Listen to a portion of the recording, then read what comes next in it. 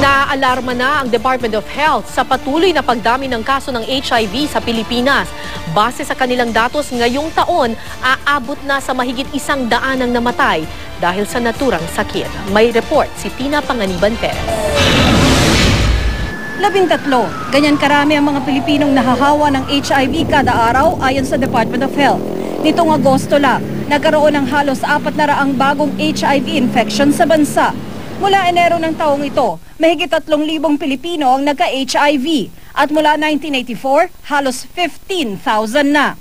At sa taong ito pa lang, hindi bababa sa 118 ang namatay dahil sa naturang sakit. Ang DOH na alarma na sa sitwasyon.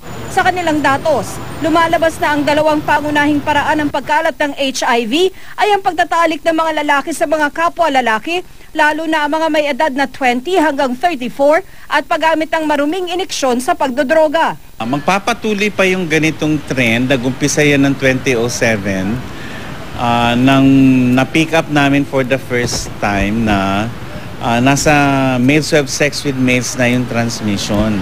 Ang men having sex with men transmission din ang lumalabas na pangunahing dahilan ng pagkalat ng HIV sa pag-aaral ni Dr. Edsel Salvana ng University of the Philippines. Nabanggit ni Salvana sa kanyang pag-aaral ang isa pang pag-aaral na isinagawa ng UP Population Institute kung saan lumabas na napakataas ng posibilidad na magkaroon ng risky sexual behavior ng mga nasa call center, mapalalaki man o babae. Pero ayon sa DOH, maling iugnay ang trabaho sa pagkalat ng HIV. Ang demographics namin is 20 to 34. Ano ba yung edad na to? Sila yung may trabaho.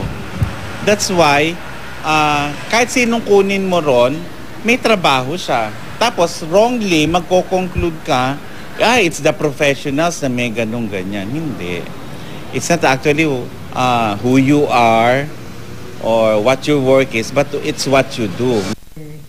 Aminado ang DOH na nahihirapan silang kumbinsihin ang mga nasa ganitong edad na makakaiwas sila sa HIV kung lilimitahan nila ang bilang ng kanilang sex partners, iiwas sa casual sex, gagamit ng kondom at magpapatest kahit walang nakikitang sintomas. Kung minsan, you are not able to detect them kasi it's a fever. Sino ba hindi nagka-fever? So you dismiss it. Then for several years, it becomes latent. So kala mo you're all right. Pero yung virus is taking time to destroy your immune system. Tina Panganiban Perez, GMA News.